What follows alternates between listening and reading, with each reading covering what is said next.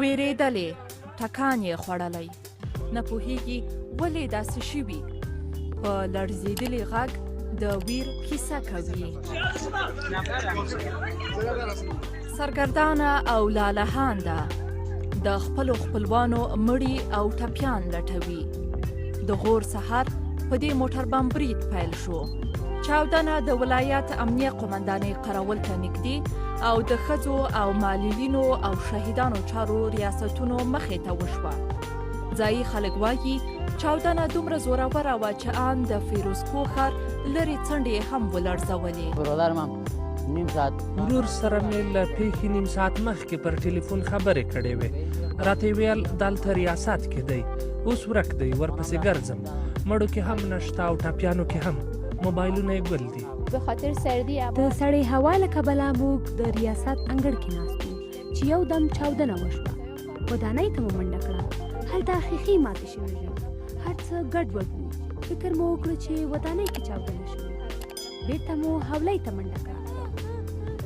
دلته د روغتون هره څنډه ویر او ژړاوو په سر اخیستی. تر دې دمه ورنه څه باندې 12 مړي ایستل شوي دي. اومدم دفتر شیشته بدم پلیس مردمی. دفتر کې مې ناست وم چې یو دم ګړز سو. نور پوه سوی نه یم. د شیشو په ماتېدو مې سر او غاړه ټپي سوې. پر بدن مې چرې لګېدلې دي. اسم جمال الدین نومیږم. یو دم چاودنه وشوه. له سره مې وینې په بهېدو شوې. بس پوه نه شولو چې څه وشول. دلته مې روغتون کې سترګې رانې شوې. دا پیښه خلک یې بشري ناورین بولي. حکومت وایي دا د طالبانو کار دی، خو طالبانو تر اوسه څه نه دي ویلي. ترهګرو نن د افغانستان خلکو پر وړاندې د خپلو جنایتونو په دوام سره د غور ولایت د امنیه قومندانۍ قراول ته څیرمه د ښځو چارو شهیدانو او معلولینو ریاست ته مخامخ له چاودېدونکو توکو ډک موټر ته چاودنه ورکړه چې له امله یې زموږ 12 تنه ملکي هېوادوال شهیدان شوي. پر غور نن د جګړې اور سور شو. ګاونډ یې هلمند له اونۍ راهیسې په دې اور کې سوځي.